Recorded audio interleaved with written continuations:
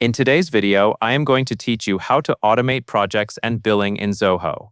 The goal here is simple. Connect your Zoho app so your project work, time tracking, and expenses can flow into billing with much less manual effort. We will do this by using the Zoho Projects Marketplace area to activate the right Zoho apps like Zoho Expense, and then using the integration options to sync what you need.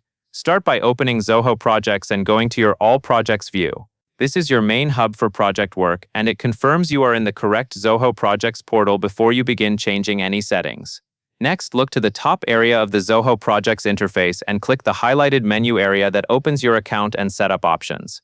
From there, click the highlighted option again to enter your personal or setup section where integrations and connected apps are managed. Once you are in the setup area, select Marketplace. The Marketplace is where Zoho Projects lets you connect to other Zoho products, so it is the key step for automation. Inside the Marketplace, click Zoho Apps. This section lists the Zoho applications that can be activated and connected directly to Zoho Projects.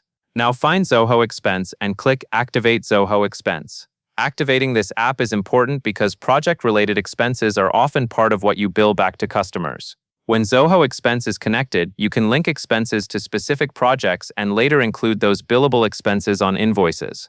After these apps are connected, automation becomes much easier to manage across your Zoho system. In general, you will be able to sync active projects, tasks, and timesheets, and choose how customer records are handled to avoid duplicates.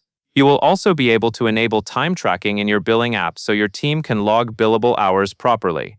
This is what allows invoices to be created from approved time entries, fixed fee milestones, and billable expenses, instead of building invoices from scratch.